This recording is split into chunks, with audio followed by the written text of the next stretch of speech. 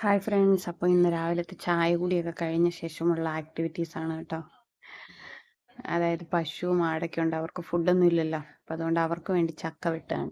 അത് കഴിഞ്ഞ് ഉച്ചയായപ്പോൾ പറഞ്ഞു, എന്നാൽ നമുക്കിന്നൊരു ബിരിയാണി കഴിക്കാമെന്ന് പറഞ്ഞ് 2 ബിരിയാണി വാങ്ങി.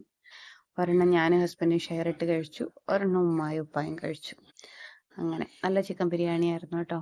കച്ചമ്പറുണ്ട്, ചാറ്, നല്ല പീസുള്ള ചിക്കൻ ഉണ്ടായിരുന്നു, റൈസും കുഴപ്പമില്ല, നല്ല ടേസ്റ്റ് ആയിരുന്നു. അങ്ങനെ കടയിൽ നിന്ന് ബിരിയാണി വാങ്ങിച്ച് കഴിച്ചിട്ട് കുറേ നാളായിരുന്നു.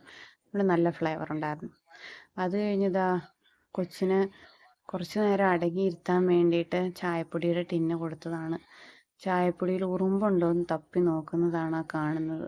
അങ്ങനെ നോക്കി നോക്കി ചായപ്പൊടി മൊത്തം കളഞ്ഞു. ഇത് വാപ്പിച്ച് പ്ലാവ് താഴെ തന്നെ കായ്ക്കാൻ വേണ്ടിയിട്ട് പ്ലാവിൽ മോതിരവളയം ഇട്ടിട്ട് ചാണകം വെച്ച് കെട്ടിയേക്കുവാണ്.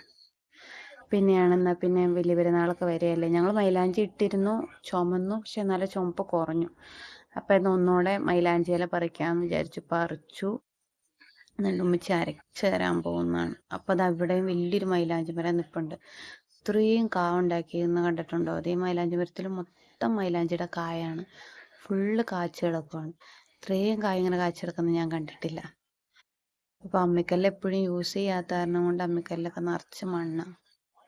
അങ്ങനെ മൈലാഞ്ചിയൊക്കെ അരച്ച് സെറ്റ് ചെയ്ത് വന്നപ്പോൾ നോക്കിയപ്പോൾ എന്താ, കുഞ്ഞ് കിടന്നുറങ്ങി. അപ്പോൾ ബൈ.